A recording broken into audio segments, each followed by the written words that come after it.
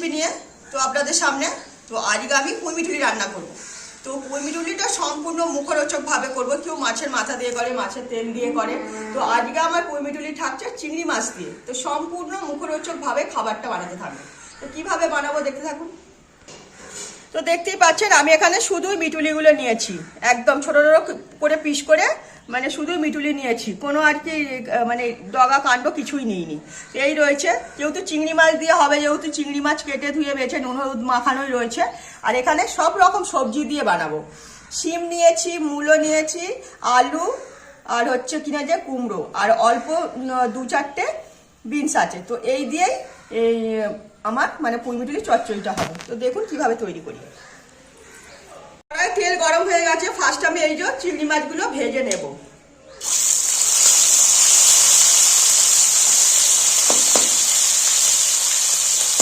চিংড়ি মাছগুলো প্রথমে লাল করে ভেজে তুলে রেখে দেবো।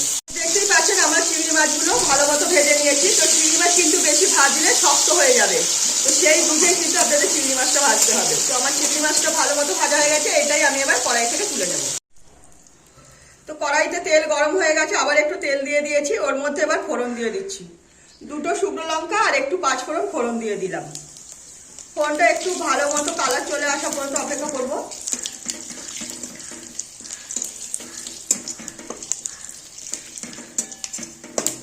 তো ফোড়নটা তো ভালো মতো ভাজা হয়ে গেছে।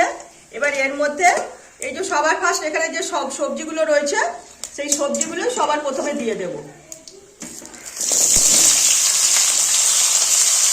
সবজিগুলো আগে একটু নাড়াচাড়া করে নেব, তারপরে পুঁই মিঠুলিগুলো দেবো।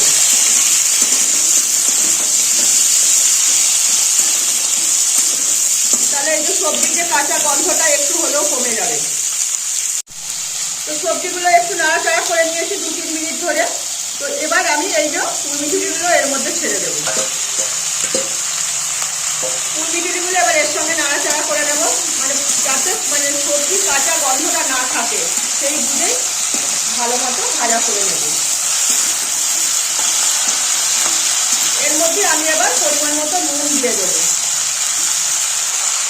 এর মধ্যে আমি পরিমাণ মতো নুন দিয়ে দিচ্ছি, সবজিটা রান্না করতে যতটা নুন লাগবে। আর হলুদ দিয়ে দিলাম। এইটাই এবার আমি ভালো মতো নাড়াচাড়া করে একটু ভাজা ভাজা করে নেব, যাতে সবজির কাঁচা গন্ধটা না থাকে। ততটা পর্যন্তই একটু নাড়াচাড়া করে নেব 2-3 মিনিট ধরে। তো সবজিটা আমি ভালো মতো ভেজে নিয়েছি। এবার এর মধ্যে এবার এক এক করে মশলা দিয়ে দেবো। 1 চামচ লঙ্কার গুঁড়ো দিচ্ছি, 1 চামচ জিরের গুঁড়ো দিয়ে দিলাম, আর অল্প একটু ধনের গুঁড়ো দিচ্ছি। হলুদটা আমি আগেই দিয়েছি, এখন আর হলুদ দেবো না, নামমাত্র এইটা দিলাম। আর সঙ্গে দেব আদা বাটা।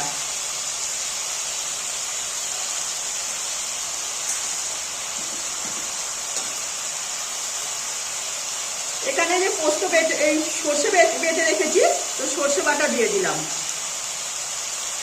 পরিমাণ মতো সর্ষে বাটা দিয়ে দিয়েছি।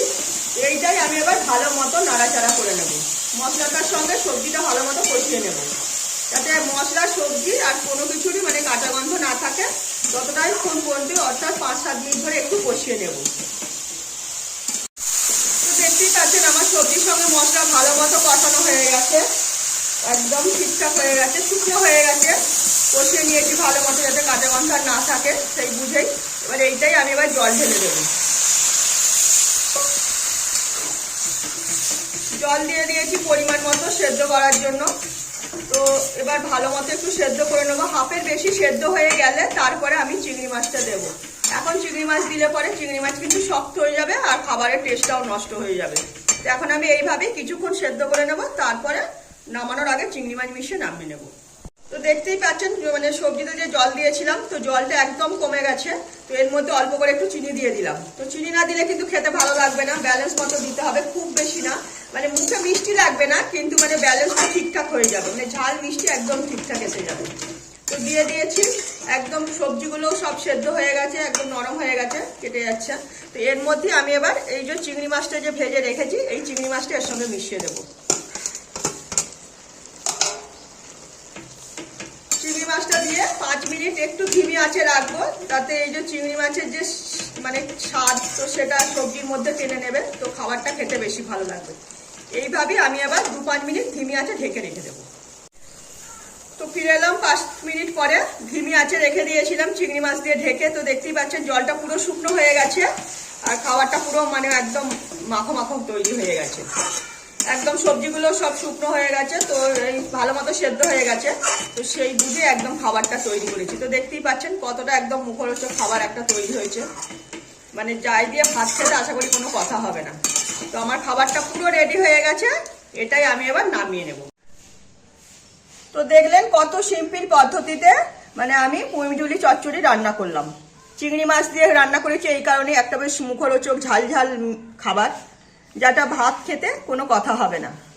তো রেসিপিটা সম্পূর্ণ আমি আমার মতো করে বানানোর চেষ্টা করেছি। সবসময় তো মাছের মাথা, মাছের তেল দিয়ে তো বানানো হয়, আজকে চিংড়ি মাছ দিয়েই বানালাম পুঁইমিঠুলিটা। এটা দিয়েও ভাত খেতে দারুণ লাগে, শুকনো ভাত দিয়ে চচ্চড়ি দিয়ে খেতে দারুণ লাগে।